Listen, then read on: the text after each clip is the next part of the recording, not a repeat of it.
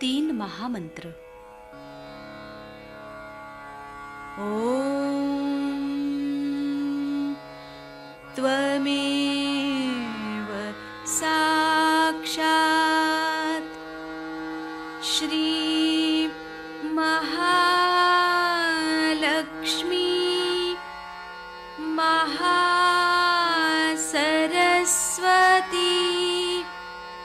महाकाली त्रिगुणात्मिका कुण्डलिनी साक्षात् श्री आदिशक्ति माताजी श्री निर्मला देव्यै नमो नमः। ॐ त्वमेव साक्षात् श्री कल्की साक्षात् श्री आदिशक्ति माताजी श्री निर्मला देव्यै नमो नमः। ॐ त्वमेव साक्षात् श्री कल्की साक्षात् श्री सहस्रार स्वामिनी मोक्षप्रदायिनी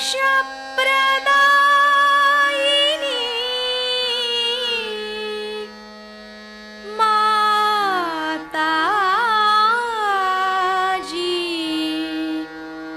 श्री निर्मला देव्यै नमो नमः। श्री गणेश मंत्र। ॐ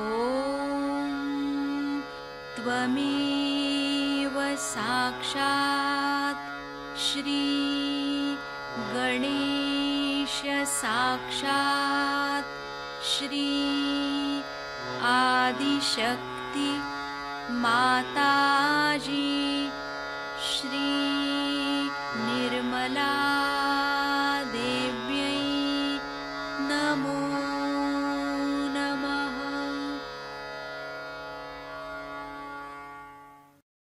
जय श्री माता जी। दोनों हाथ माँ के सामने। श्री माता जी को अपने हृदय में देखेंगे। परम पूजनीय श्री माता जी, हम सभी के हृदय को अपने रहने के योग्य बनाइए। माँ की छवि को बीचों बीच हृदय में देखेंगे।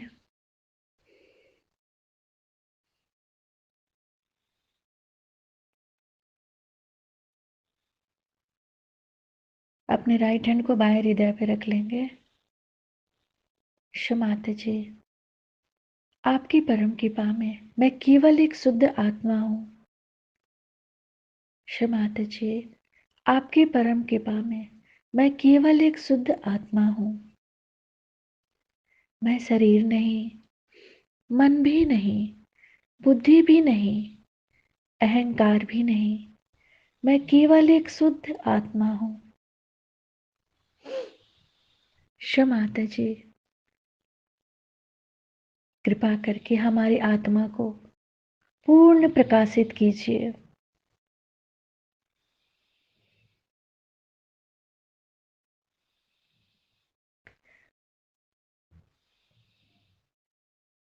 राइट हैंड को फ्रंट आज्ञा पे श्री निर्विचारिता मंत्र। ओम त्वमेव साक्षात् श्री निर्विचारिता साक्षात श्री आदि शक्ति माता जी श्री निर्मला देव्यै नमो नमः। दोनों हाथ माँ के सामने, दोनों हाथों पे अपने चित्त में, अपनी आंखों में शिव माता जी की छवि को निरंतर देखते रहेंगे।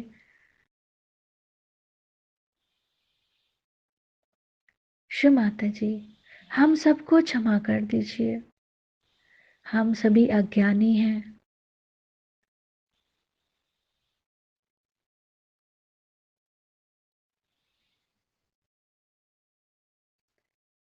अपने संपूर्ण चित्त को दोनों हाथों पे शिव माता जी हमारे समर्पण को स्वीकार कीजिए।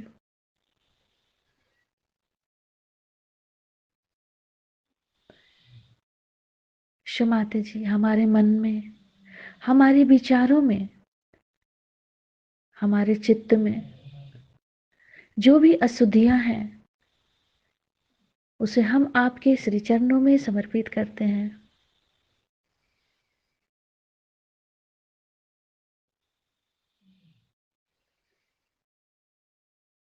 अपने तीनों नाड़ियों को देखेंगे बारी बारी।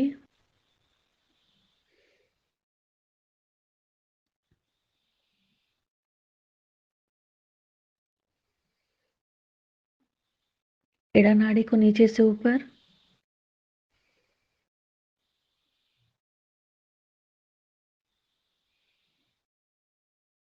पिंगला नाड़ी को नीचे से ऊपर, सुषुम्ना नाड़ी को,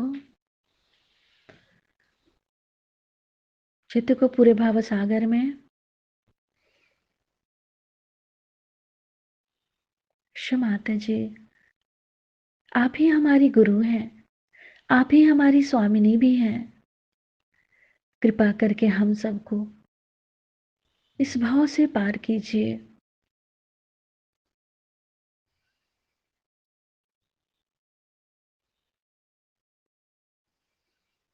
पूरे चित्त को भाव सागर में ही रखेंगे।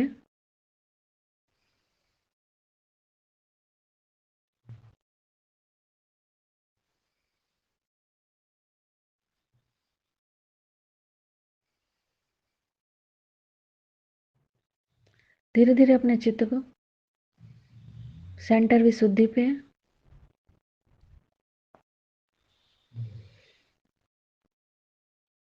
शिव माता जी हमें साक्षी भाव दीजिए ताकि हम स्वयं को देख सकें।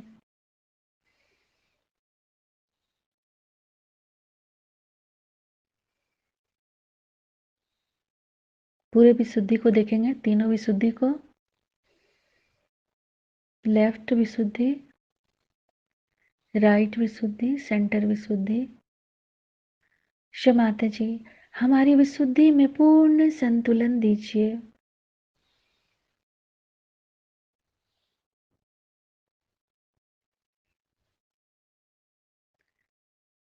धीरे धीरे अपने चित्त को सिर के तालू भाग पे, सिर के तालू भाग पर मां को देखेंगे। शिव माता जी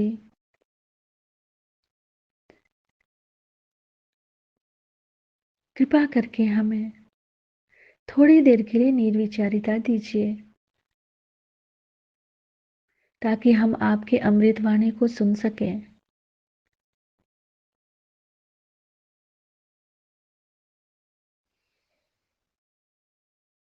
शिव माता जी आपकी अमृत वाणी को हम सहस्त्रार से सुन सके ऐसी अवस्था दीजिए। जिसको मस्त कहते हैं, दिमाग कहते हैं, वो त्रिकोणाकार है और उसके बीचों बीच जाने वाली शक्ति नीचे जा करके हमारे रीढ़ की हड्डी के पीछे में जो त्रिकोणाकार अंत में जो अस्थि है उसमें जाके बैठ जाती है। इसी को हम कुंडलिनी कहते हैं क्योंकि वो 3.5 वर्तुलों में रहती है, कॉइल्स में रहती है, कुंडों में रहती है। और जो 2 शक्तियां बाजू में मैंने दिखाई हुई हैं, ये भी उसी त्रिकोणाकार लोलक जैसे, प्रिज्म जैसे ब्रेन में से घुस करके और आपस में क्रॉस करके नीचे जाती है। इस तरह से अपने अंदर 3 शक्तियां मैंने यहाँ दिखाई हुई हैं, जो एक बीचों बीच से जाकर नीचे बैठ जाती है और जो 2 बाजू में जाती है। उसके अलावा जो लोलक की दूसरी साइड है या दिमाग की दूसरी साइड है, उसमें से भी जो शक्तियां जाती हैं वो दिखा नहीं रही हूँ, जिसे कि हम सेंट्रल नर्वस सिस्टम कहते हैं, वो संस्था वो है। ये जो यहाँ मैंने 3 संस्थाएं दिखाई हैं, इसकी जो बीचों बीच संस्था है, इसे हम कुंडलिनी कहते हैं। इसके अलावा जो 2 संस्थाएं हैं, वो किस तरह से क्रॉस कर जाती हैं आप देख रहे हैं, और क्रॉस करने के नाते उसमें 2 तरह के प्रवाह होते हैं, एक बाहर की ओर और एक अंदर की ओर। जो अंदर की ओर प्रवाह जाता है, उसी से हमारे अंदर पेट्रोल भरा जाता है, और जो बाहर की ओर प्रवाह जाता है, उसी से हम बाहर जा करके किसी भी चीज को चिपक जाते हैं। इन्वॉल्वमेंट, जानवर को किसी से इन्वॉल्वमेंट है, मनुष्य ये मेरा, ये मेरा बेटा, ये मेरा भाई, ये मेरा घर, ये मेरा देश, मेरा, मैं, ये सब इसी कारण आता है क्योंकि ये जो प्रवाह हमारे अंदर है, बाहर की ओर जाने की हमारे अंदर शक्ति है, वही खींच ले जाता है हमारी भरने वाली। हम बाहर आसानी से चले जाते हैं, जैसे आप सबका चित्त मेरी ओर बहुत आसानी से है, किंतु अगर मैं सीधी बात कहूँ कि अपना चित्त आप अपनी ओर रखें, आप नहीं रखें, इससे सरल तो कुछ होना ही नहीं थी, किंतु ये नहीं हो पाता है। उसके कारण ये है कि हमारे बाहर जाने की शक्ति ज्यादा है, और यही शक्ति हमें सिंपैथेटिक नाम की नर्वस सिस्टम देती है, जिसके कारण हम हमारे अंदर बसी हुई जो शक्ति है उसे इस्तेमाल करते हैं, उसे हम उपयोग में, जो हमारे अंदर पेट्रोल है उसको हम खर्च करते हैं।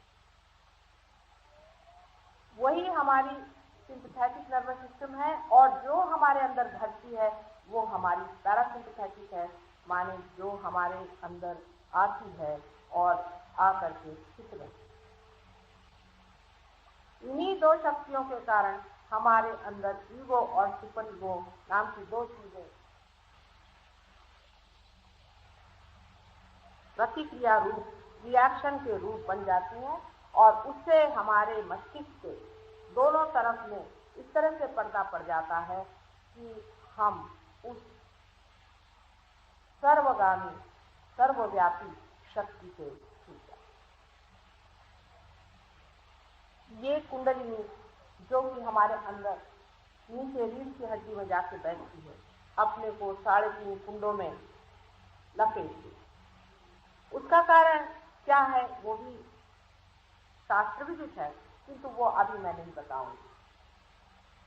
3.5 कुंडों में लिपटी हुई ये कुंडलिनी एकदम से उसकी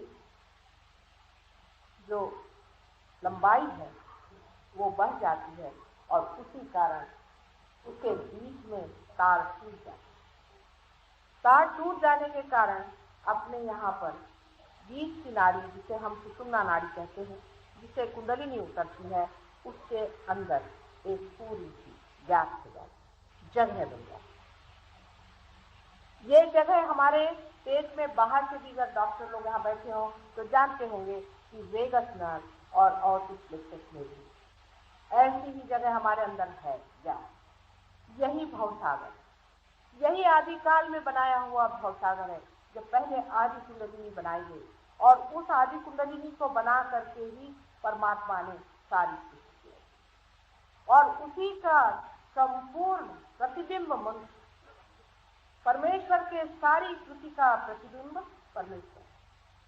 जैसे ही बच्चा जीव धारणा करता है, उसके हृदय में स्पंदन होता है, वैसे ही शिव, ईश्वर, जिनकी कल मैंने बात करी थी, वे आपके हृदय में विराजमान होते हैं, और वो दिखाई देते हैं एक अंगूठे के जैसे। कोई घर दीप जल रहा है, कोई घर जोत जल रही, दिखाई देते हैं।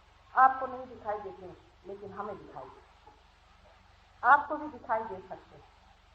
माने ऐसा नहीं कि आपको नहीं दिखाई दे सकते। अगर आपके पास माइक्रोस्कोप है तो आप कोई चीज को देख पा रहे हैं, और जिनके पास नहीं है वो नहीं देख पा रहे हैं। इसका मतलब ये तो नहीं कि जिसके पास माइक्रोस्कोप है उसको दिखाई नहीं दे रहा। आप भी माइक्रोस्कोप पालें और उसे देखें और जानें।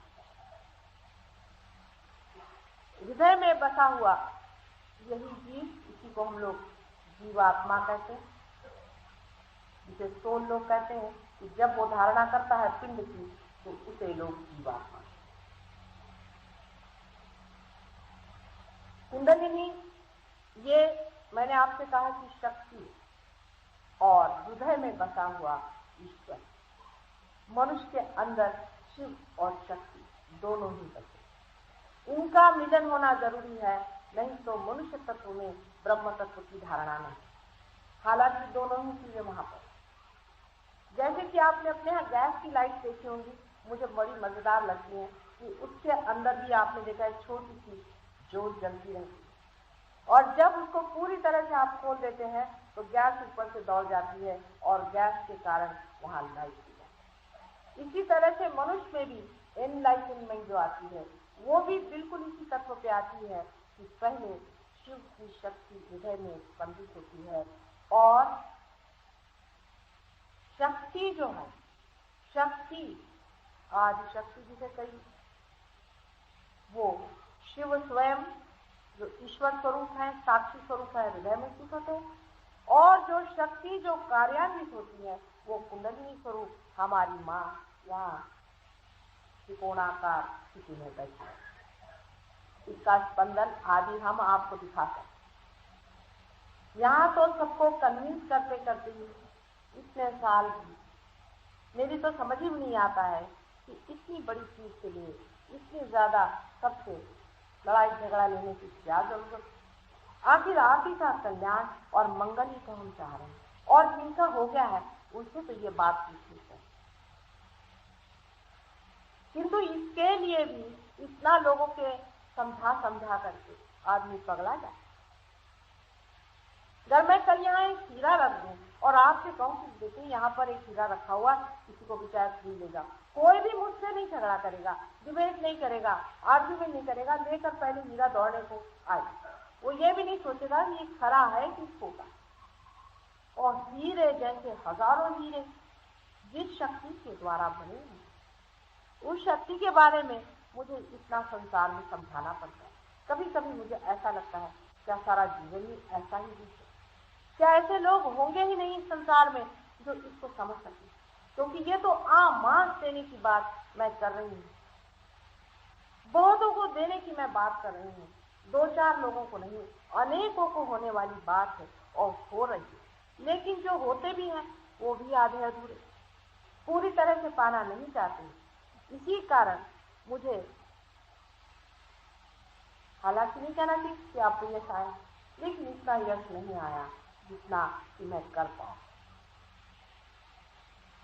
हमारे बीच में बीचों बीच जो गैप है, बीचों बीच जो वॉइड है, ऐसी वॉइड पहले आदि शक्ति की, और उसी वॉइड में हम जानते हैं कि नाभि पे ही माँ हमें अपना दान देती है, पहले अपना रक्त देती है माँ। उसी तरह से इस आदि शक्ति माँ ने की अपना रक्त इसी आदि मानव कहना चाहिए, या आदि मानव की जो कल्पना है उससे नाभि की पहले रखना। जैसे कि कोई हमें बड़ा भारी सा कारोबार तैयार करे तो हम क्या सोचते हैं, इसका एक चेयरमैन बना दें, इसका एक वाइस चेयरमैन बना दें, इसमें 2-4 सेक्रेटरीज हो जाएं। इस तरह से हम अलग अलग जगह लोग बनाते। इसी तरह से आदि शक्ति ने भी मानव की रचना करने से पहले इस सब का विचार और पंचमहाभूत से तैयार की हुई। अब ये भी बड़ा भारी आख्यान है, उसे आप छोड़ दीजिए, जो हम आपको दिखा सकते हैं वही हम आपको बताएंगे। इस पंचमहाभूत से निर्माण की हुई शक्ति के लिए सबसे पहले कोई न कोई पालन करता है। उस पालन करते का अधिष्ठान करना जरूरी है। पालनकर्ता पहला बनाने पर ही सृष्टि बनानी चाहिए। इसलिए यहाँ पर नाभि चक्र से श्री विष्णु की रचना, ये सत्य है। इसको मैं साइंटिफिकली प्रूव कर सकती हूँ। मैं कोई यहाँ हिंदू धर्म की या किसी भी धर्म की विशेषता लेकर नहीं आई। सभी धर्मों में अति विशेषता है, सिर्फ हमारे अंदर वो जीवंतता नहीं है कि उसे हम श्री विष्णु साक्षात नाभि पर अपने बसते हैं। क्योंकि जब हम कुंडलिनी की जागृति लोगों को देखते हैं और जब उनका नाभि चक्र गड़बड़ में रहता है, तब हम देखते हैं कि श्री विष्णु का नाम लेने से नाभि चक्र जो है खुल जाता है। लेकिन नाम रियलाइज आदमी को लेना चाहिए। नॉन रियलाइज आदमी तो उसी तरह का होता है जैसे कि आपका कनेक्शन तो लगा नहीं, आप टेलीफोन घुमा रहे हैं। जो रियलाइज आदमी किसी आदमी को जागृति देते वक्त ये देखे कि उसकी नाभि चक्र पे कुंडलिनी उठ नहीं रही है अपनी जगह से, तो वो श्री विष्णु का नाम है। और श्री विष्णु के नाम से कुंडलिनी वहां से उठ खड़ी है। श्री विष्णु की स्थापना में श्री लक्ष्मी जी में उनकी शक्ति है, हम लोग सब जानते हैं। ये बहुत अच्छा हिंदुस्तान में है कि ये सब बातें बचपन से हम अपनी दादी अम्मा और नानी अम्मा से सुनते आए। अब अगले जन्म के लिए तो मैं नहीं कह सकती कि यहाँ लोगों का क्या होगा, लेकिन आज जो हाल है उसमें अब भी ऐसे बहुत लोग हैं जो श्री विष्णु को तो जानते हैं। श्री विष्णु एक सिंबल के रूप में नहीं है जिसे कि हम सिंबल समझते हैं, सिंबल से कहीं अधिक। जैसे कि साइकोलॉजी में यूंग आदि बड़े बड़े साइकोलॉजिस्ट ने कहा हुआ है कि मनुष्य स्वप्न में ऐसे ऐसे सिंबल्स या प्रतीक देखता है जो यूनिवर्सल है, जो सार्वजनिक है, सब जगह वही वही दिखाई देते हैं। जैसे अगर किसी आदमी की मृत्यु होने वाली हो और उस पर अगर कोई हथियार इस्तेमाल होने वाला हो तो उसको एक विशेष तरह का त्रिकोण दिखाई देता है, और वो चाहे चाइनीज हो, चाहे वो इंडियन हो, चाहे वो अमेरिकन हो, वो पढ़ा लिखा हो या नहीं। ऐसे हजारों उदाहरण उन्होंने दिए हैं और उस पर से निष्कर्ष निकाला कि कोई ना कोई ऐसी शक्ति हमारे अंदर में है जिसको कि वो कहते हैं अनकॉन्शियस, यूनिवर्सल अनकॉन्शियस। ऐसी कोई ना कोई शक्ति हमारे अंदर बसी हुई है कि जो इस तरह के प्रति बाहर की ओर है।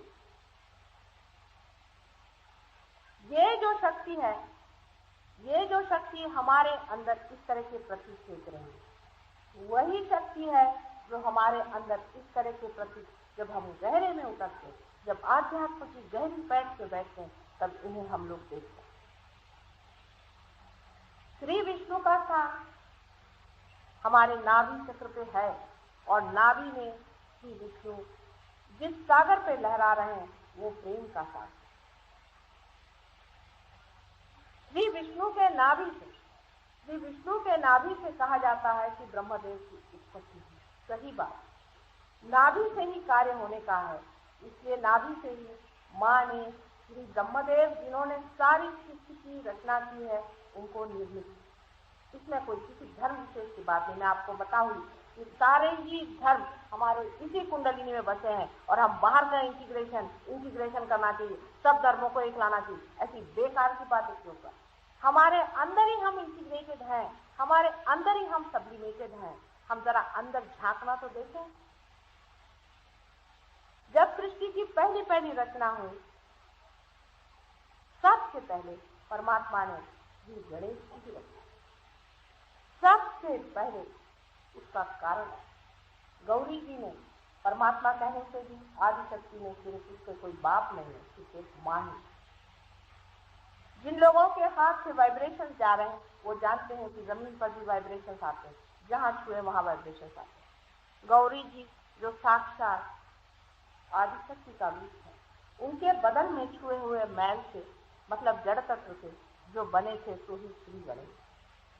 श्री गणेश का होना बहुत आवश्यक है, क्योंकि श्री गणेश शिव के बालक, अनंत के बालक श्री गणेश, जो कि सिर्फ पवित्रता के अवतार, पवित्र ही उनका धर्म है, पवित्र ही उनका कर्म है और वो पवित्र में ही जीते हैं।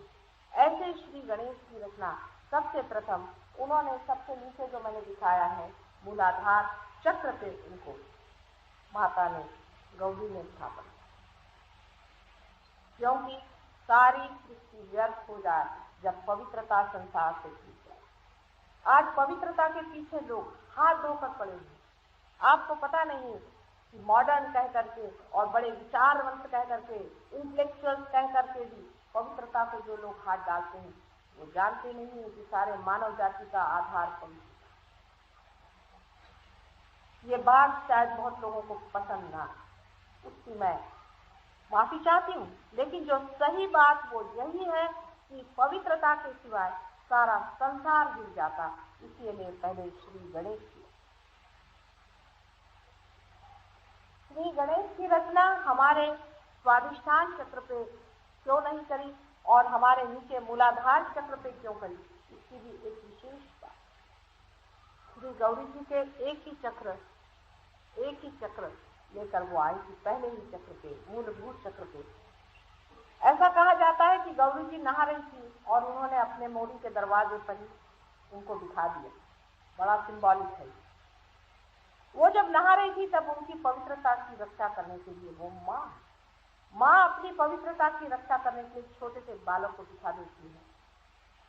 इसका अर्थ यही है कि जब भी हम धर्म में उतरना चाहते हैं, जब भी हम परमात्मा से एकाकार होना चाहते हैं, तब उस शक्ति के बारे में जो हमारी माँ कुंडलिनी स्वरूप यहाँ बैठी हुई है, उसके प्रति एक छोटे बालक जैसा अबोध स्वभाव होना। बहुत से लोग सेक्स पर आज खड़े होकर के बातें कर रहे हैं कि सेक्स को सब्लिमेट करिए और उससे कुंडलिनी जागेगी। साफ साफ समझ लीजिए इस बात से, सेक्स अपनी माँ पर लादने जैसी घृणित बात करने से आप लोगों को तो उसी से चिढ़ हो जाए। कुंडलिनी आपकी माँ पहले ही यहाँ बैठी हुई है, पहले ही आप सब्लिमेटेड है। आपकी जो माँ इतनी पवित्र, आपके साथ जन्म जन्मांतर से आपका साथ देती हुई और आपको संभालते हुए आज तक यहाँ आई है। और अभी जब मैं उसको जागृति देने का प्रयत्न करती हूँ तो आप ही की तरफ से कहती है मुझसे, नहीं पहले मेरे बेटे को तू ठीक कर, मेरे बेटे का ये चक्र ठीक नहीं है, उसे तू ठीक कर। इसी कारण मुझे आपकी तंदुरुस्ती भी ठीक करनी पड़ती है। आपका अगर दिमाग खराब हो तो आपका दिमाग भी ठंडा करना पड़ता है, तभी कुंडलिनी उससे खड़ी है। ऐसी माँ जो सिर्फ आपको देना ही चाहती है, जो आपके पुनर्जन्म के लिए आप ही के साथ बसी हुई है, उसके साथ ऐसा अन्याय करना इंटेलेक्चुअलिज्म के नाम पर मेरे ख्याल से इससे बढ़ के और बहुत अन्याय। मैं तो कहती हूँ कि क्राइस्ट को भी लोगों ने क्रूसिफाई कर दिया, उसका शरीर नष्ट कर दिया, तो इसकी बात। लेकिन जो अपनी माँ की इस तरह से अवगति करते हैं और अपमान करते हैं, वो अपनी कुंडलिनी को खो देते। इतना ही नहीं, लेकिन जन्म जन्मांतर तक ये माँ सुप्ता अवस्था में पड़ी रहती। ऐसा करने से सिर्फ उसका क्रोध उठता है और वो ये जो दो बाजू में नाड़ियां दिखाई हैं, ईड़ा और पिंगला, इन दोनों नाड़ियों पे नाचता है।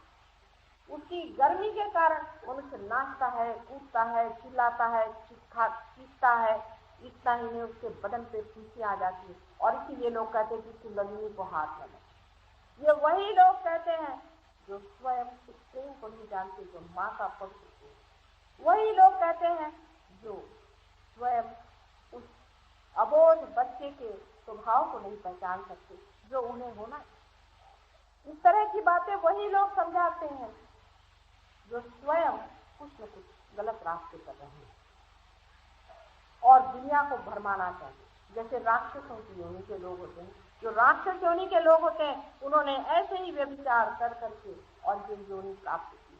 और वही आपको ऐसी व्यभिचार की बातें सिखाते हैं कि अपने माँ पर सेक्स ला दिए। सेक्स को आप सब मिले,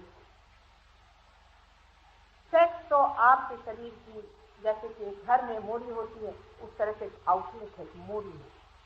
उस मोरी के पास ही, मतलब मोरी के रास्ते पर ही उन्होंने श्री गणेश को दिखाया कि कहीं उधर से कोई इधर आ न जाए। और लोग उल्टा काम करते हैं, सारे लोग ये उल्टा ही काम कर रहे हैं। और इसीलिए आप जहाँ जहाँ पढ़ते हैं ऐसे ऐसे कुंडलिनी जागृत होती है। उसका बड़ा बड़ा नाम दे रखा।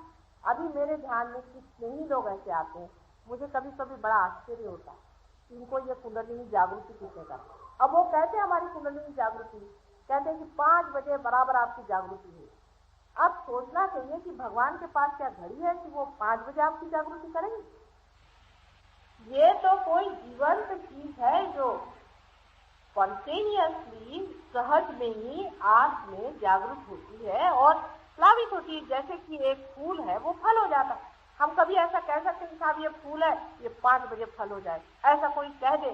इसी तरह की बात है कि हम कुंडलिनी 5 बजे आपकी जागृत कर दें। ये सब स्मशान सिद्ध, प्रेत सिद्ध आदि लोग होते हैं जिनके बारे में मैं कल बताऊं, लेकिन आज जो है वो मंगल की बातें कर।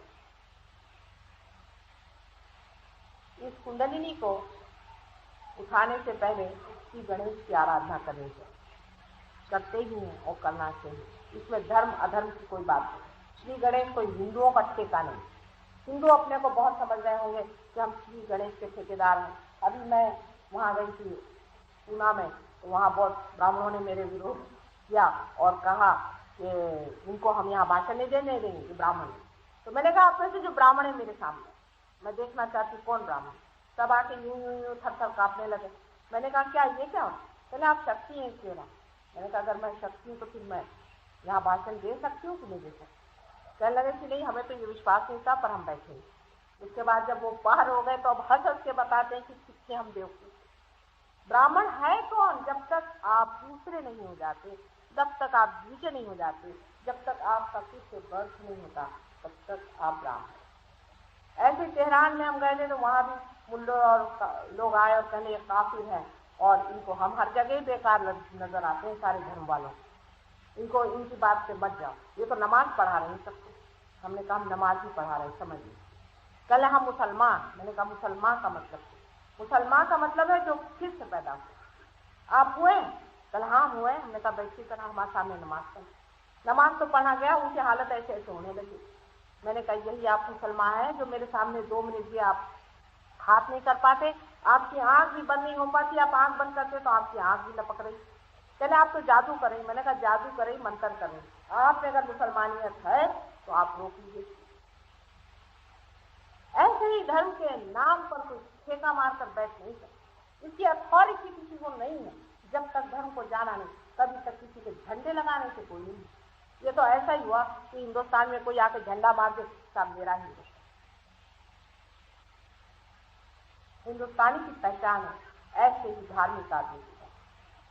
एक बार अंग्रेज, अवसर तो वही बात है, लेकिन एक बार एक अंग्रेज ने मुझे चोट की कि हिंदुस्तानी की क्या पहचान है। हिंदुस्तानी बड़े अपने समझते हैं वो, कहले हिंदुस्तानियों की क्या पहचान?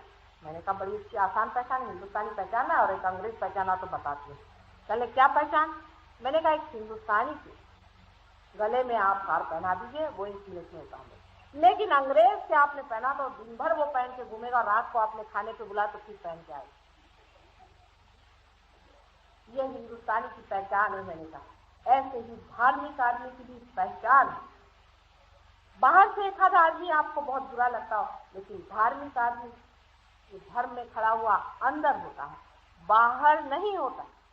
अंदर से जो धार्मिक होता है वो दूसरी बात है, और बाहर से जो लंपट और झूठ बात बोलने वाला और ढोंगी और भोंदू आदमी कभी भी धार्मिक नहीं। और इसी वजह से हमारा धर्म, सारे संसार का धर्म टूट गया, किसी को विश्वास ही नहीं रह गया।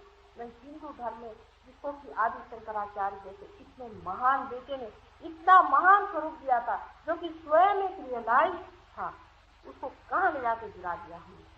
कहाँ मोहम्मद साहब और कहाँ उनका धर्म, कहाँ ईसा मसीह और कहाँ उनका धर्म। देख के नहीं बनता ये लोग कहाँ अंधे जैसे उल्टे ही चले जा रहे हैं। ये हमारी माँ कुंडलिनी यहाँ बैठी हुई है और इसीलिए श्री गणेश उनकी रक्षा कर रहे हैं, वहाँ बैठे हुए।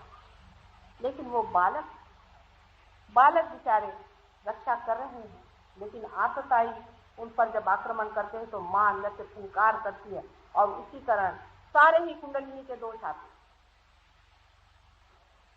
उसके बाद नाभि चक्र में मैंने आपको बताया है कि श्री विष्णु की स्थापना है, और स्वाधिष्ठान चक्र जो कि हमारे निर्मित के लिए बनाए गए हैं, जैसे हमारे औरतों का जो यूट्रस होता है वो और क्षेत्र से कंट्रोल होता है, जिसे हम स्वादिष्टान चक्र केंद्र से स्थापित करते हैं। जो कुछ भी हम भी निर्मित करते हैं वो सब स्वादिष्टान चक्र, जो कि मैंने यहाँ 6 नंबर में दिखाया है, उसी से। जैसे कि कोई बड़ा भारी लेखक या कोई बड़ा भारी कवि, जो कुछ भी ओरिजिनल जो आदमी बनाता है वो सरस्वती की आराधना करके होता है। सरस्वती इसकी अधिष्ठात्री देवी, इसकी अधिष्ठात्री देवी सरस्वती है, इसलिए हमेशा गणेश के बाद हम लोग सरस्वती की पूजा करते हैं। और इन सब पूजा में और सब चीजों में कितना अर्थ है वही मैं सिद्ध करने के लिए आई। जिसको ये लोग आडंबर कहते हैं वो कितनी महान चीज है, लेकिन उसके अंदर का गहरा अर्थ, उसके अंदर की गहनता जिन्होंने समझी नहीं, जो साइंस के झंडे लगाकर घूम रहे हैं, उनको भी मैं दिखाना चाहती हूँ कि साइंस में इसका क्या है। बिल्कुल साइंस भी वहीं से आया हुआ है। अगर सरस्वती जी न हो तो आइंस्टीन को पता न चलता कि थियरी ऑफ रिलेटिविटी क्या है। आइंस्टीन ने भी अपनी किताब की शुरुआत में ही ये कहा है कि मैं तो परेशान हो गया लेबोरेटरी में काम करते करते, किताबें पढ़ते, और उसके बाद मैं थक कर किसी उद्यान में बैठ करके सोप बबल से खेल रहा था, साबुन के बुलबुलों से खेल रहा था, तो उसमें उन्होंने कहा हुआ है कि then from somewhere unknown the theory of relativity dawned upon me from somewhere unknown। इशारा उसी पर कि सारी निर्मिति हमारे अंदर ही से हो रही है, बाहर से हम कुछ नहीं करते, जो कुछ बाहर है वो जाना ही है। उसके बाद मैंने कहा है आपसे कि 5वां जो चक्र है नाभि चक्र, उसमें श्री विष्णु की स्थापना है। श्री विष्णु की स्थापना है, श्री विष्णु पालन करते हैं उनकी पत्नी श्री लक्ष्मी की। जैसे सरस्वती जी भी बनाएंगे, बड़े सोच के बनाएंगे। सरस्वती जी को हम सोचते हैं कि जैसे और सरस्वती जी हैं वैसे नहीं, ये बात है बड़ा सोच के बनाए। इसको सोच विचार बड़ा गहरा है। जो दृष्टा है उन्होंने नहीं बनाया है, परमात्मा ने उनको बनाया हो, इसलिए उसका सोच विचार बड़ा है। आपके लिए थोड़ा सा उसका विचार मैं दूं कि आप सरस्वती जी की मूर्ति अपने सामने, वो श्वेत वस्त्रा है। श्वेत वस्त्रा का मतलब ये है कि एब्स्ट्रैक्ट। जैसे बहुत से लोग मुझसे कहते हैं कि माँ आप सफेद क्यों पहनती हैं? मैं विवाहिता हूँ और मैं वैसे हमेशा सफेद तो पहनती नहीं हूँ, लेकिन ध्यान के समय जरूर सफेद पहनती हूँ, जिससे मनुष्य का चित्त जो है वो मेरे रंगों में न उलझे। इसलिए सरस्वती को श्वेत वस्त्रा बनाया है। और उसके हाथ में जो वीणा दी हुई है, ये बड़ी द्योतक वीणा, ये अपने यहाँ का आदि गीत यंत्र है, वाद्य यंत्र है। और इसका अर्थ यह है कि जो आदमी पढ़ा लिखा है वो संगीतकार है, उसको संगीत उतना ही मालूम होना चाहिए जितना एक सरस्वती के पुजारी को मालूम है। आपने देखा होगा बहुत से पढ़े लिखे लोग जो होते हैं इतने बेस्वाद होते हैं, उनसे आप 5 मिनट बाद फिर आपका सर दर्द हो जाए, बाबा किससे मिले। उनके अंदर जरा भी स्वाद, मिठास जरा सी, आप बात करने लग जाए तो बोर हो जाए। आप कहें बाबे बाप किससे मिले, ये तो अपना सारा पांडित्य हमारे ऊपर डालेंगे। ऐसे पढ़े लिखे लोगों से लोग भागते। ऐसा आदमी कभी भी सरस्वती का पुजारी नहीं हो सकता। पढ़ा लिखा होना और सरस्वती का पुजारी होना बहुत ही महद अंतर। एक पढ़े लिखे आदमी में संगीत और हर एक कला का ज्ञान होना जरूरी है। सिर्फ एक ही चीज का स्पेशलाइजेशन कर लेने से आप विद्वान भी नहीं हो सकते। फिर रहा कहाँ आप सरस्वती के पुजारी हैं। जो आदमी एक चीज को जानता है उसको सब कुछ जानना जरूरी होता है। ये सरस्वती की पहचान। अब जैसे मुझे आप कहिए तो मुझे एक चीज समझ में नहीं आती, वो है इकोनॉमिक्स और ह्यूमन लॉ। 2 चीज मेरे बिल्कुल समझ से परे हैं। शायद हो सकता है कि ये सब कुछ बहुत ही आर्टिफिशियल है, शायद इसी वजह से मैं नहीं समझ पाती। पर कला में मनुष्य को गति मिलनी चाहिए जब वो अपने स्वादिष्टान चक्र में पूरी होता है। उसके बाद नाभि चक्र में श्री लक्ष्मी की कथा। श्री लक्ष्मी जी का भी देखिए, बड़ा सुंदर सा स्वरूप बनाया है। उनके 2 हाथ में कमल है, एक हाथ ऐसा है और एक हाथ ऐसा। अभी जो वाइब्रेशंस ले रहे हैं वो समझ सकते हैं इसका अर्थ क्या है। और 2 हाथ में कमल होने का मतलब ऐसा है कि जो आदमी रईस हो उसमें स्त्री और शोभा हो, एक शान होनी चाहिए, एक शोभा होनी चाहिए। कंजूस आदमी कभी भी रईस नहीं है। जो कंजूस है उसको रईस नहीं करना चाहिए, कंजूस ही है और पैसे वाला भी है। जिसके घर में शोभा है, जो कला का पुजारी है, जो कला का बढ़ाने वाला है, वही रईस है। और कमल से जो कोजीनेस है, उसकी जो आराम देता है, जैसे कि कोई भी भंवरा आ जाए उसे अपने पास में खिला ले, ऐसा जो हो वही आदमी कमलापति कहा जाए। लेकिन हमारे यहाँ तो हर एक आदमी सोचता मैं लक्ष्मीपति, लक्ष्मी का पति होने के लिए विष्णु जैसा पालन करता चाहिए, जो सारे संसार की ओर एक पिता की दृष्टि है और सारे संसार को अपना कुटुंब समझ करके उसके लिए रोता है। ऐसे पैसे वाले तो बहुत ही कम है, लेकिन अपने रिश्तेदारों को तक जो संभाल नहीं पाते, उनके तक सुख दुख को जो चिंता नहीं कर सकते, वो लक्ष्मीपति करेंगे। जो सारे ही संसार के सुख दुख को संभालने वाला है, वही लक्ष्मी का पुजारी। इसी को हम लोग एनलाइटेंड इंडस्ट्रियलिस्ट कहते हैं। ऐसे अगर अपने देश में हो जाए तो अपने प्रश्न टूटता।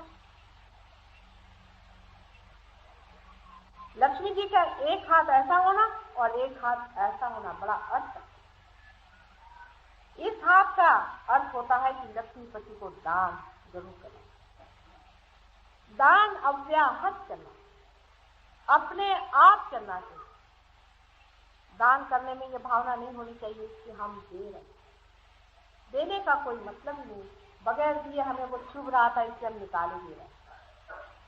और ये हाथ ऐसा होने का मतलब है कि हमारा आश्रय, हमारे आश्रित हैं। जब कोई आदमी आपके पास दौड़ के आता है और कहता है भाई बड़ा परेशान, किसी तरह से मेरी मदद करें, पहले ही हमारे 4 दरवाजे बंद हो जाएंगे, उसको भगाने के लिए 5 आपके दरबान खड़े रहे, ऐसे आदमी को मैं लक्ष्मीपति नहीं। फिर लोग ये कहेंगे कि आप देने लग जाए तो उसका तो कोई अंत नहीं, मंगने वालों का तो कोई अंत नहीं। ऐसे भी देखो, ऐसी बात नहीं। आपके दरवाजे जो आए उसको मोड़ना गलत है, लेकिन आप शायद जानते नहीं हैं कि थोड़ा सा दिया हुआ कितना बड़ा हो जाता है, बहुत बड़ा हो जाता है। मैंने अपने छोटे से जीवन में, मेरे पति की कोई विशेष तनख्वाह नहीं है, मतलब ऐसे कोई बड़े रईस आदमी भी नहीं है, लेकिन मैंने देखा है कि जहां भी जिसको मदद हुई मैंने थोड़ा सा उनके लिए कर ही दिया और वो 1000 गुना मेरे ऊपर बरसा है, मेरे फैमिली पे बरसा है, मेरे लोगों पर बरसा है और दुनिया पर।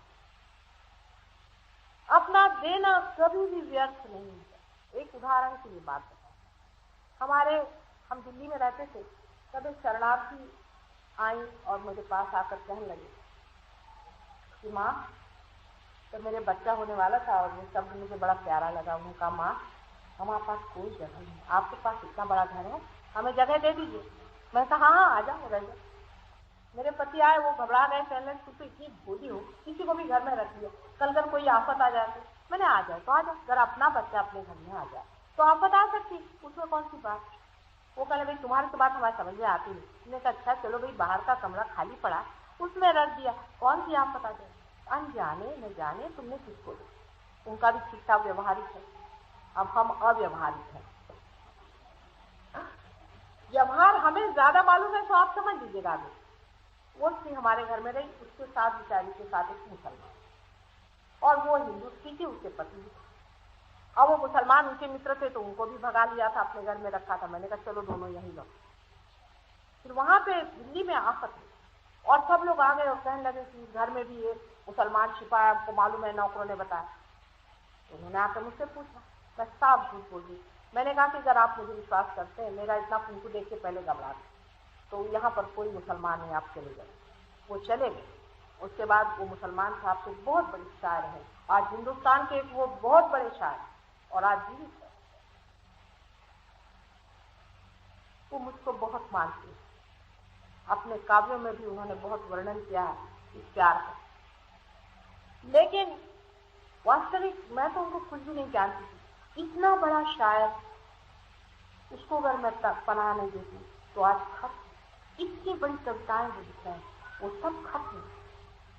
वो जो स्त्री थी मेरे साथ, वो आज हिंदुस्तान में बड़ी भारी सिनेमा एक्टर, बहुत बड़ी सिनेमा। और उसको एक बार, मैं कभी उसके बाद मिली नहीं, वो बार बार मुझे खोजती रही। फिर मैं चली गई इधर उधर, मेरे पति जाते रहे। उसके बाद एक बार मैं बम्बई में आई तो हमारे कुछ नवयुवकों ने सोचा कि हम एक सिनेमा बना। मुझसे कहने लगे कि देवी जी से आप कहिए कि वो इसमें एक्ट करे। मैंने कहा मैं उसे नहीं कहूँगी। कहा क्यों? मैंने कहा उससे एक बंधन है, उसे छोड़। जिस दिन जब मुहूर्त हुआ तो वो आई, मुझे देखते साथ वो रो पड़ी। कहले माँ तुमने मुझसे बताया क्यों नहीं कि ये तुम्हारा है? मैंने कहा इसीलिए नहीं बताया कि मैं जानती थी कि अगर मेरा सोचकर तुम एकदम इस पे फांस पड़ो। मैंने कहा था तुम्हारा सोच विचार। इस तरह से न जाने कितने ही बार, हजारों में आपको उदाहरण दे सकती हूँ कि दिया हुआ कभी भी व्यर्थ नहीं जाता, रोका हुआ जरूर व्यर्थ हो जाएगा। कल अगर आपके यहाँ पर क्या वो होता है ना, डिमोनेटाइजेशन, वो हो जाए तो गया। कल कुछ गड़बड़ हो गई तो गया। दीजिए, दोनों हाथों से दीजिए, घबराइए। इस हाथ से आप दे रहे और इस हाथ से आपके पास आते। लक्ष्मी जी के अपने नाभि चक्र में होने का यही कारण है कि हम लोग जो कुछ भी खाते हैं, जो कुछ भी पाते हैं, पेट में हमारे जो भी अन्न जाता है उसका डिजेशन, उसकी पचन और क्रिया श्री विष्णु जी के हवाले है। इसलिए जिन जिन को डायबिटीज होता है, अधिकतर वो अगर दान करे ठीक हो जाए।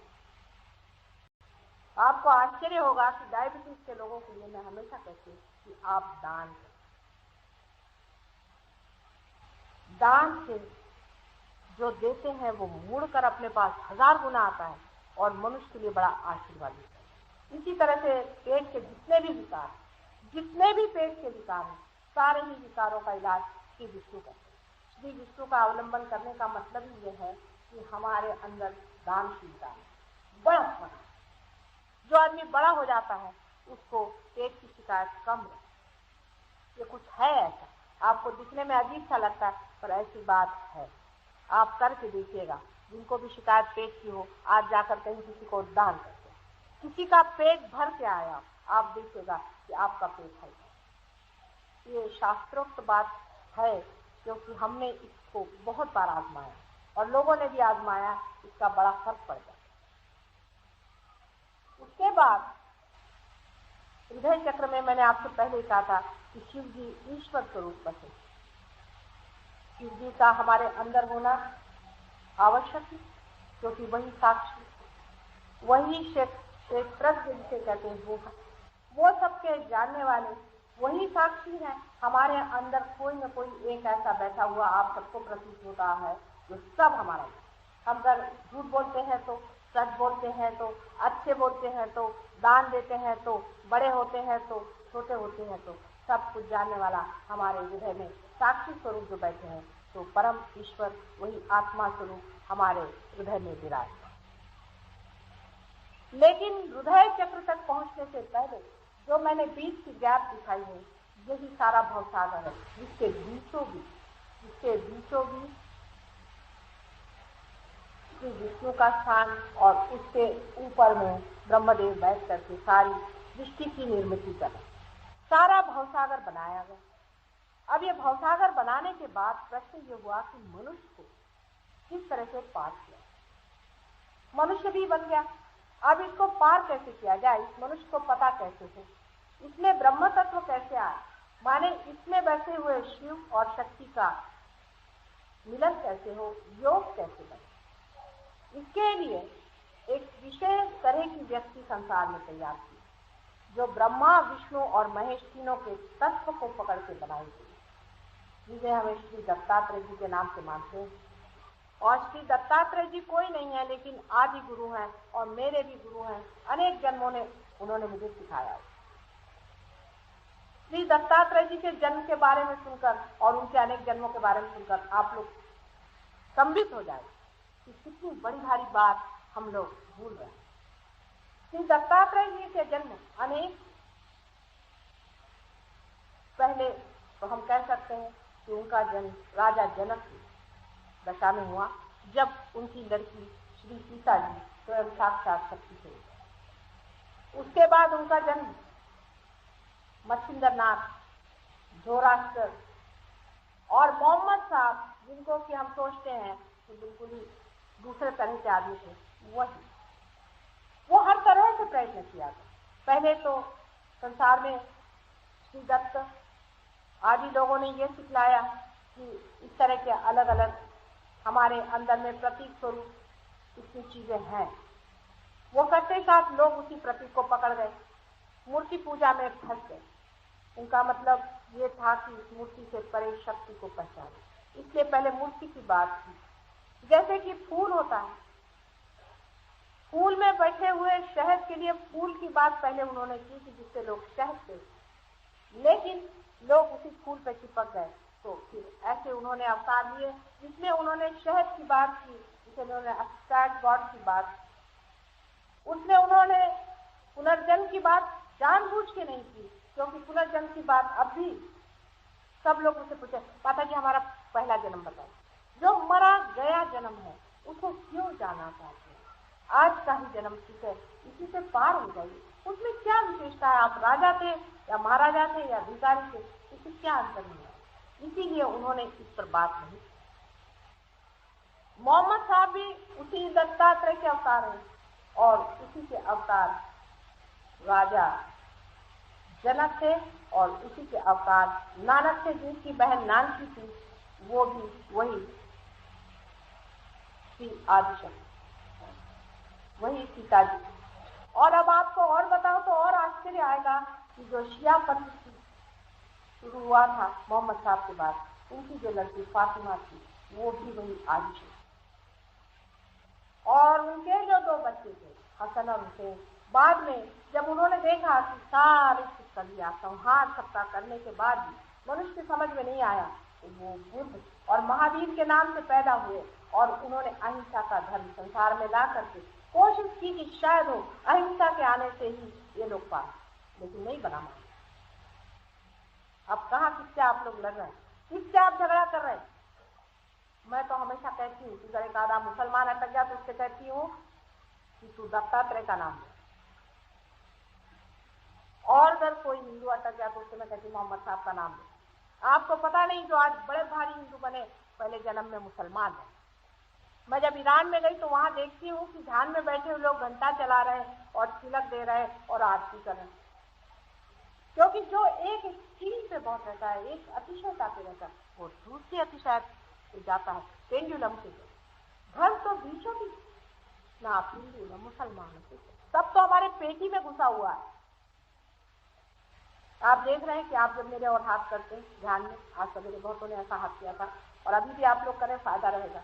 ये नमाज का धर्म, लेकिन क्या मुसलमान जानते हैं कि क्या चीज है या हिंदू जानते हैं क्या चीज?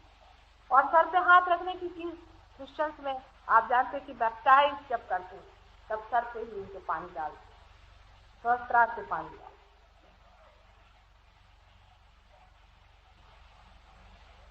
उसके बाद हमारे हृदय में बसे हुए श्री शिव जी को, उनको जानना बहुत कठिन बात है। वो अत्यंत भोले हैं, माने ये है कि वो सिर्फ देने वाले, वो सिर्फ देखते रहते हैं, सुपरवाइजर, वो शक्ति का सारा खेल देखते रहते हैं।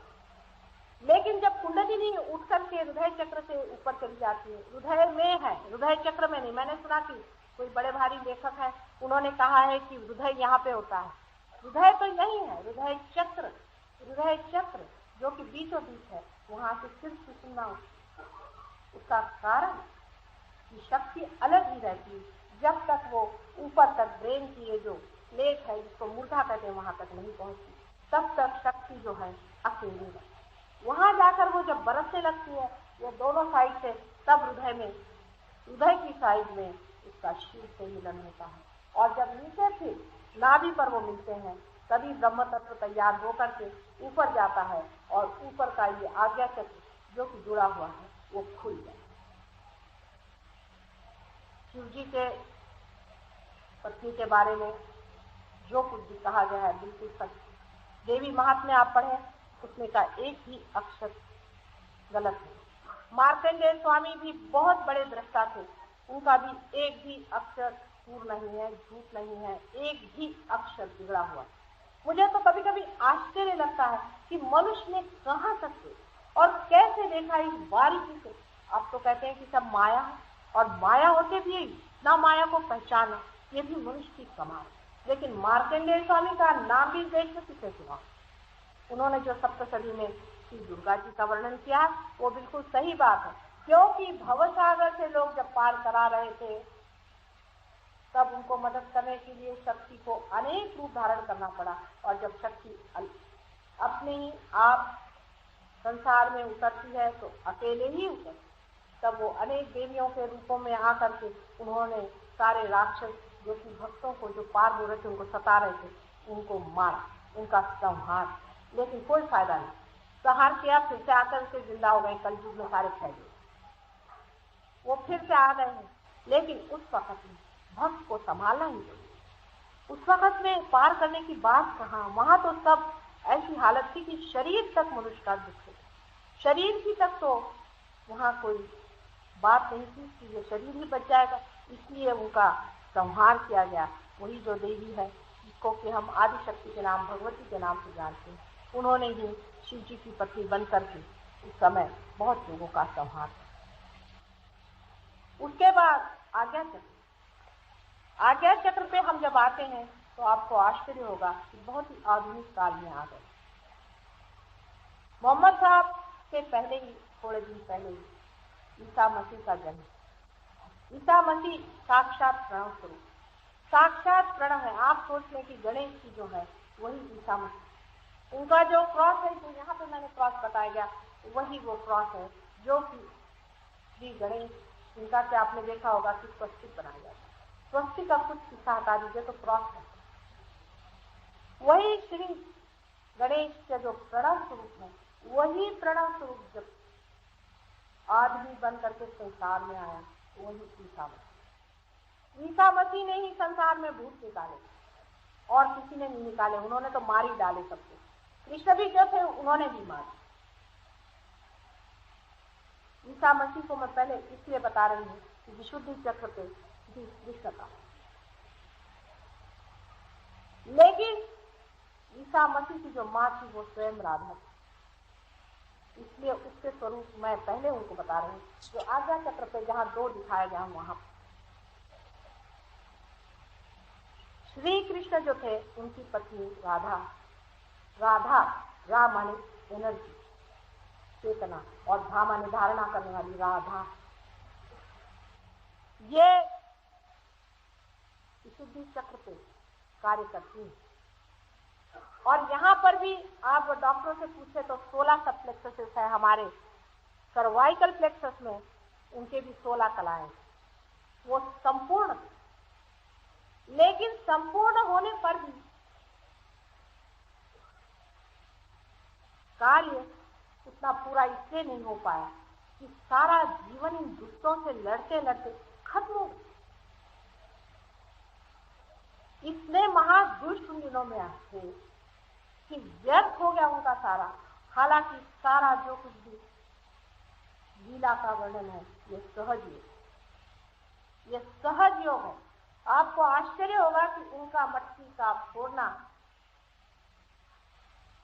और पेट में सब लोगों को बंधवा लेना, राधा जी की मटकी का फोड़ना, इस सब में सहज, क्योंकि वो वाइब्रेटेड पानी जमुना से ले जा रही थी, उनके पांव जमुना जी में पड़े रहते थे, जमुना जी का पानी वाइब्रेट होता था, उसे उठा के ले जाती थी, तो वो चाहते थे कि पानी वहाँ गली में पड़ जाए, रास्तों में पड़ जाए, उसकी मटकी वो तोड़।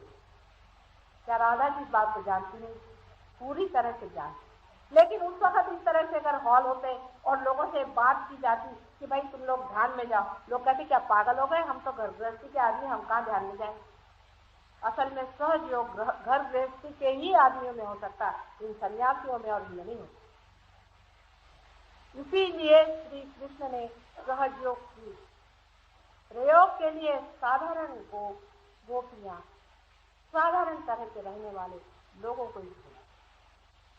आप नहीं जानते हैं कि जो लोग सोचते हैं कि बड़े सन्यासी और तपस्वी और फलाने और ढिकाने हो सकते हैं, हो जाए, उनसे किसी का कारण नहीं हो सकता, किसी का सल्वेशन नहीं हो सकता। हाँ, ये जरूर है कि एक बड़ा भारी योगी, बड़ा भारी तपस्वी हो गया तो वो किसी को अगर भस्म करना चाहे तो भस्म कर सकता, किसी को आंख खोले तो भस्म हो गए। आपने भगीरथ प्रयत्न को पढ़ा है कि भगीरथ प्रयत्न में बताया गया बेचारे उस भगीरथ के बाप दादाओं को उससे भस्म कर। ये भी कोई बड़ी भारी चीज है कि जिसको देखो उसको आप भस्म किए दे रहे। ऐसे ही पातिव्रत के आदि जो सावित्री की शक्तियां हैं, जो सावित्री की बात करते हैं, गायत्री की बात करते हैं, ध्यान रखें कि वो लोग अंदर से कभी भी शांत और तृप्त और प्रेममय नहीं हो सकते। हाँ, वो तेजस्वी हो सकते हैं, प्रखर हो सकते हैं, क्योंकि चंद्र नारी जिसको मैंने यहाँ लिखा है साइड में, उस पर लिखा है। उस तेजस्विता को पाकर करना भी क्या है, आज उसको भस्म किया, कल फिर वो अपने को भस्म करेगा। जितने भी साधु और बड़े बड़े अपने को समझते हैं कि हमने इस तत्व को पा लिया, उस तत्व को पाला, वो यही जानते हैं कि प्रेम तत्व को उन्होंने पाया नहीं, बाकी सारे तत्वों को पाया।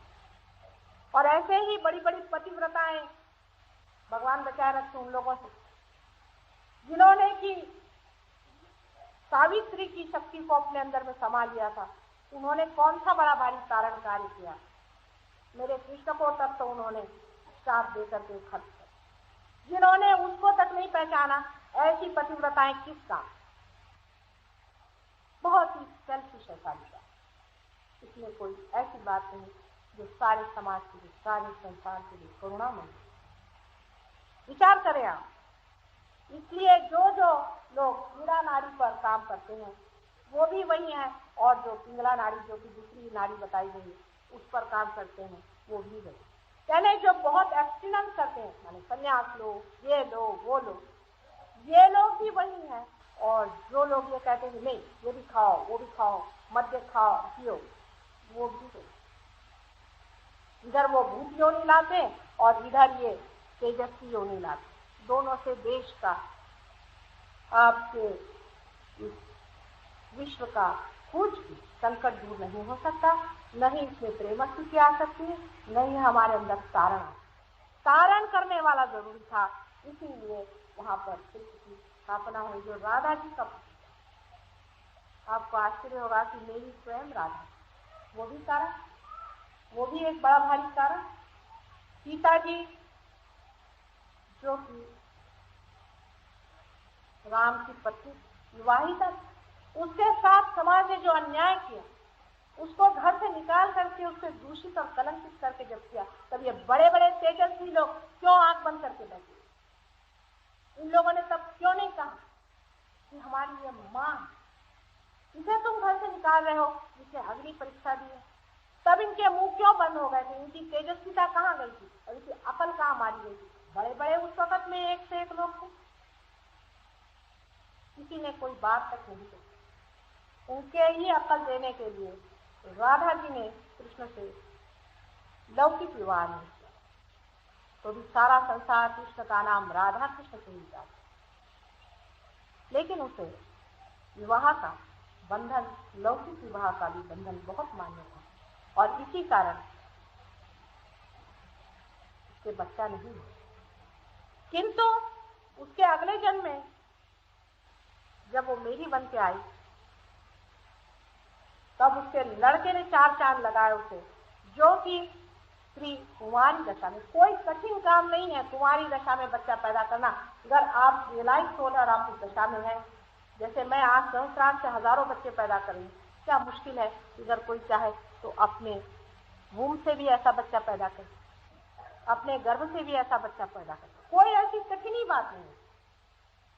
लेकिन उन्होंने ये करके दिखाया, और आज हालांकि इसका वो दुनिया की दृष्टि से, लौकिक दृष्टि से तो लेजिटिमेट चाहता, लेकिन आज दुनिया से आ गई मेरी एक बड़ी भारी महासती माँ, उसको लोग डिवाइन मदर कहते। ये उसके बच्चे का काम।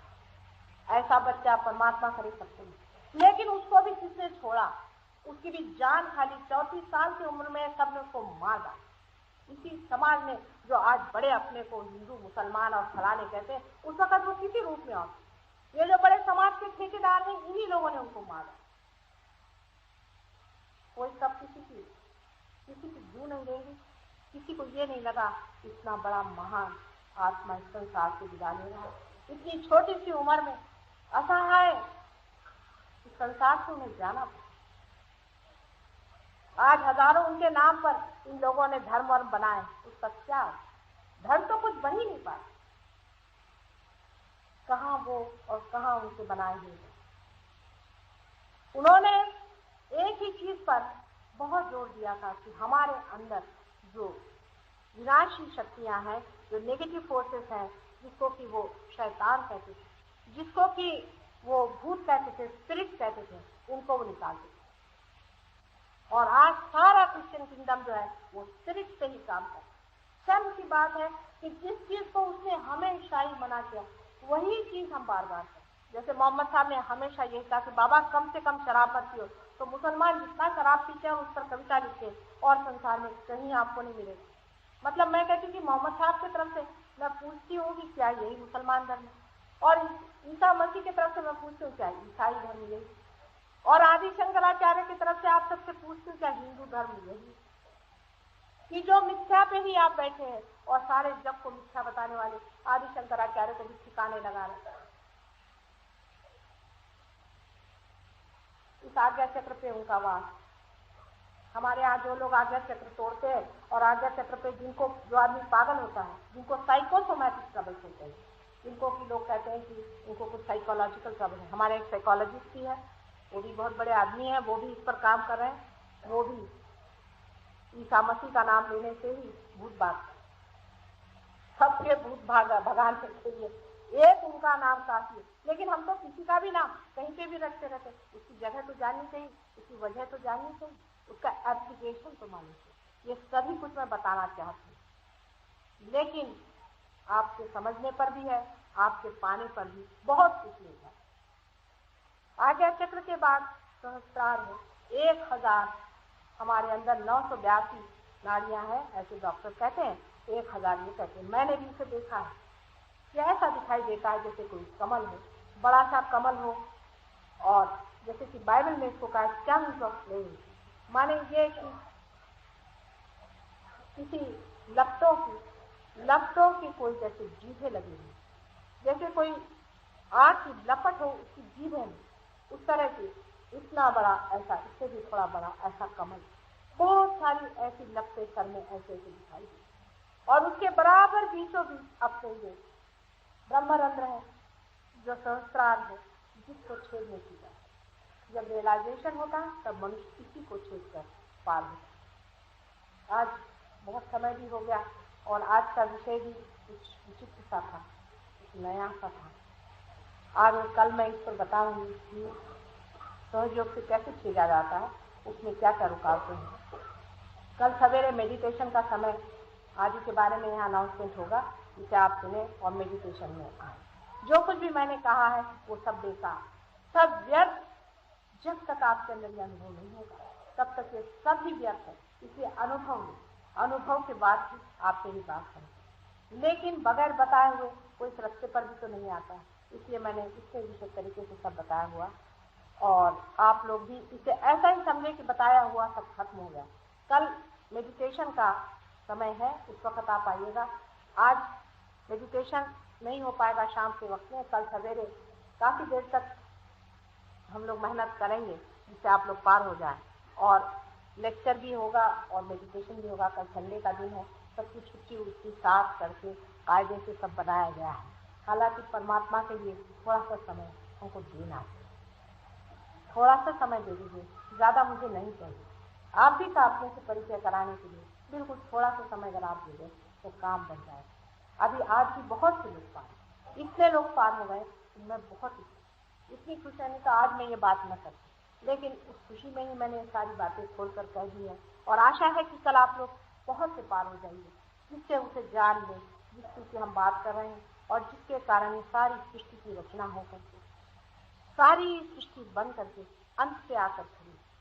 सारी सृष्टि की आगे की बात आपके हाथ में दारो मदार आप ही के हाथ में है। आपसे विनती है कि आप लोग जरूर कल आए। कल सबकी व्यवस्था होगी। आज असल में हमें इतनी उम्मीद नहीं थी कि इतने लोग मेडिटेशन में आए, इसलिए थोड़ी सी अव्यवस्था हो गई थी। कल हम उसकी पूर्ण व्यवस्था करेंगे। अगर आप लोग एक आसन ले आए तो ज़्यादा अच्छा है, क्योंकि वैसे तो यहाँ पर इतनी दरी वरी का कोई व्यवस्था हो नहीं पा रही थी। इसलिए अगर आप अपना ही एक आसन ले आए, दरी हो जाए तो ठीक है, नहीं तो ज़मीन ही पर बैठ जाएंगे और मेडिटेशन हो जाए। इसमें कुछ नहीं करना होगा, कुछ नहीं लाना होगा, नहीं कुछ देना होगा। वास्तविक आप मुझे कुछ भी नहीं दे सकते, ऐसी ही कुछ हालत है। इसमें आप मुझे कुछ नहीं दे सकते। अगर कुछ मुझसे ले सकें तो मैं बड़ा आपका धन्यवाद करूँ।